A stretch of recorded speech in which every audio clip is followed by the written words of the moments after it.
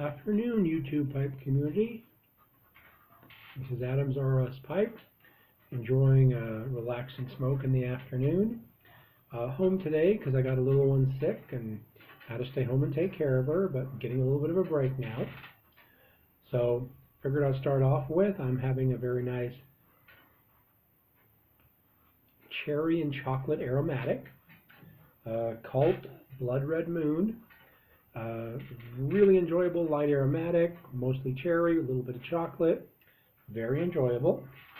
I am smoking it in a Dr. Grabo Bulldog that I restored. It is a, what is this one? Golden Duke. And I've noticed lately I'm on kind of a Bulldog kick, or Rhodesian, and this is one I restored. Came out quite nice. So I've been enjoying that. I don't know if anybody's noticed, but I had an issue with my beard. Ended up getting some stuff, if you want to call it, in it that I couldn't get out, couldn't clean, couldn't shampoo, just couldn't get it out, so I had to do a trim. Hopefully give me, I don't know, 2 to 4 months and I'll have it grown back out again, but we'll have to see how that goes. My wife was quite amused by that. So I'm relaxing while watching the little one as best I can. Had some pipes, estate pipes that I finished restoring. It's kind of hit or miss on that. Sometimes it takes me a month to finish a pipe. Other times I finish multiple pipes in just a couple of weeks. Just depends on how the schedule goes. But to me, the most enjoyable piece is when you're smoking a blend you really enjoy in a pipe that you restored. You know, you've got all that history behind the pipe.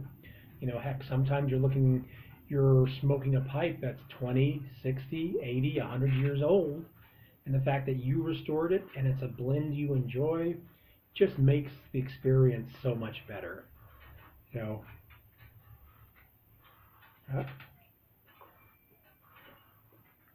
yeah, I lost my light. So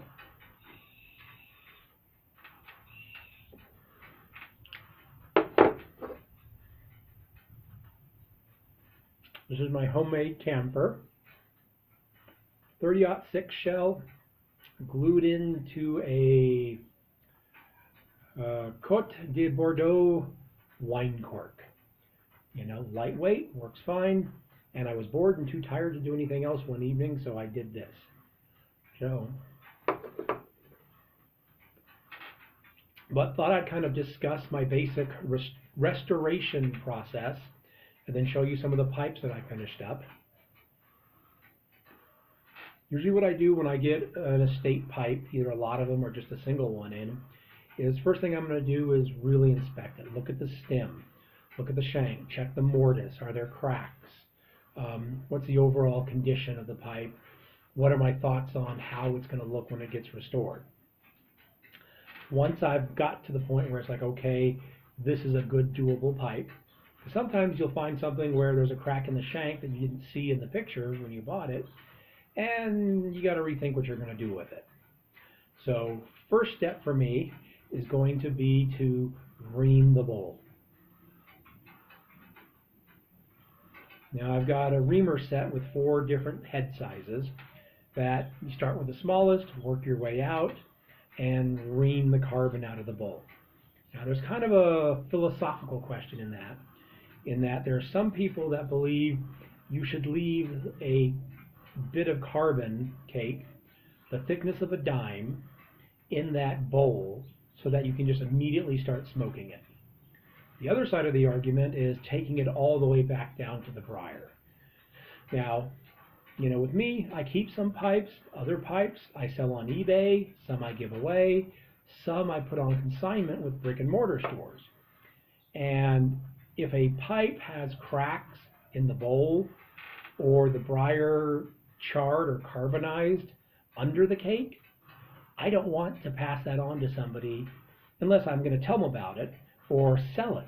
You know, that's not my quality of work. So for me, I ream the bowls all the way down to the briar. That way I can see the condition of the briar and make sure it's in good shape before I sell something, because I want my quality of work to be known that this is a good pipe, there's no issues with it, it's ready to smoke, happy smoking. So that's what I start off with, is I ream it down to the wood. Okay, next step for me is a salt and Everclear treatment. You know, even if I get a pipe and I can't smell anything, there doesn't seem to be any ghosting, to me it's just a better process to do a salt and Everclear to, if there is ghosting, help get rid of it. If there isn't, just to pull out old oils and tars in there, and you end up with a cleaner pipe. Okay, once that's done, then I start work at cleaning out the shank or the mortise, and I will go ahead and, depending on how much is in there, it may just be Everclear and a bristly pipe stem cleaner going through there. In some cases, I have some really small, slightly curved screwdrivers that I gently sort of push down there to lightly scrape off whatever gunk may be on the inside of the shank or the mortise. Got to be really careful with that, because you get into the wood and you could make a problem for the tenon to fit in there. Now, if you've got a really bad one and you've already gone through 40 pipe cleaners and it's still coming out dirty, then I can do a retort. And usually, generally speaking, you do 2 or 3 retorts, you've cleaned it out. Okay? Once that's done, I take the stem, I'll soak it in Everclear, 20, 30 minutes, then take it out, run pipe cleaners through it, redo that until I've got a nice clean stem. Okay, that's kind of my overall cleaning process.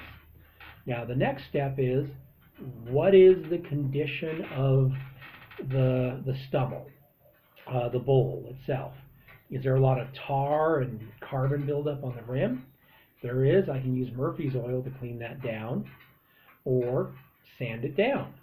Just depends on what I'm planning to do with the pipe. If I'm going to be staining a pipe, I'll go ahead, I use 320 grit, sand everything down to get everything off so I can get ready to move on to the next step.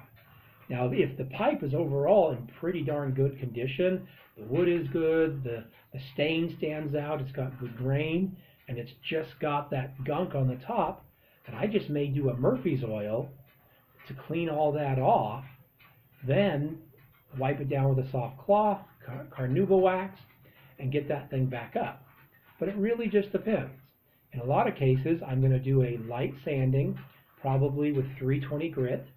After that, I'll do a couple sandings with 600 grit, at which point then, if I've got all the big nicks and scratches out of it, okay, now I'm not trying to get it back to immaculate, perfect, new condition, because the age to it, the patina, the nicks, the scratches, to some degree adds so much character to a pipe. But I'm just trying to make it look nice. Okay, so once I have that, I've done the 320, I've done a couple 600 grits to get it nice and smooth. Then I can take it to my buffer, which is it's a swamp cooler AC motor that spins at 1750 RPMs, and I got an 8-inch buffing wheel, and I'll go ahead and put brown Tripoli on there. Actually, nope, sorry, that's the stem step. Okay, for this one then, I'll just take it, put on my white diamond, and polish the whole stummel, buff it with that white diamond. Okay, that's really going to get the color of the wood to come back out, make everything just pop in the grain, and it's going to look great. At which point then, I can go ahead and do carnauba wax on the stummel, and you've then got a really nice, highly polished looking bowl. Okay, once that's done, I start on the stem. Is there teeth chatter? At which point then, I can go ahead and use, usually I'll use ladies' nail files, for like 99 cents at Ali Albertson's grocery store. And those work really well for getting out a lot of teeth chatter. And then after that, I can go up to like some 600 grit, and then go up to micro mesh pads and get it all polished out, get rid of all that teeth chatter. Then I take that to the buffer, and then with the buffer, I use the brown Tripoli, polish it up quite nicely, then move it over to white diamond, polish that up, carnauba wax, put the stem and bowl back together, and then you've got a gorgeous, beautiful pipe that could have 100 years worth of history that's good and ready to smoke and be enjoyed. So that's kind of my process on doing that. So let me go ahead and I can show you a couple of my pipes that I did that came out quite nicely. Now this one is a K-Woody flame grain. Not sure how well this is going to look, but you can really see that grain and how it stands out. And it had a lot of gunk on that top rim that I was able to clean out. Yet I left a little bit of the burn, because that was kind of the age. That kind of shows the character to it. And as you can see where I got the teeth chatter out, and it, you know, this is a 40 to 60-year-old pipe at the minimum. You can see how nice that looks, and that's going to be a great smoker. And let's see what else I've got here. Okay, now this is a special one. I got this in trade for a discount on one of my pipes somebody was interested in. He had it laying around, it was old and aged, and he didn't know anything about it. This is a Middleton Selber. Okay, that's the stamping on it. Pipe company, or actually tobacco company that sold pipes under their name, but they were primarily pipe tobacco. In the 50s, all their pipes, 40s and 50s, were made by Camoy. They weren't seconds, they were actually made by Camoy for Middleton. It's got the Camoy style, made in London, England, and the shape stamping on there. So this is a beautiful pipe, beautiful grain. Teeth chatter came out nicely, and this is just going to be a beautiful, wonderful pipe for somebody on that. You know, and realistically, I think I ended up paying, with the discount I gave the guy who bought a pipe, he traded it for me for like 10 bucks off. So it just came out great deal on that one. Now, let me find one of my, this was a really interesting one I got. It's called a Dunwood, it's stamped Dunwoody 4338 out of England. It's a Rhodesian, kind of chunky. A little unusual in that it's got a pretty much straight stem with only a slight bend in it. And this thing was old and beat to heck, but it came out so nicely. Got all the gunk off of it. The stem had major teeth chatter. Took quite a while, but I was able to get it all out, and it's just a beautiful looking pipe. And this is going to be one of those ones that's a great clincher. You know, even with the size, it doesn't have a lot of weight. And the grain just pops so well on that one. So I'm quite happy with how that one turned out. I got like 5 or 6 of them here, but there's only just one other that I wanted to kind of show, because I'm kind of in a Bulldog Rhodesian kick with kind of a chunky size to them lately. Just seems to be what's floating my boat. Okay, here we go. This is a Kingsley. Couldn't find much else about it. The style is consistent with probably the 50s, maybe 60s, but had no fills once I got it all cleaned up.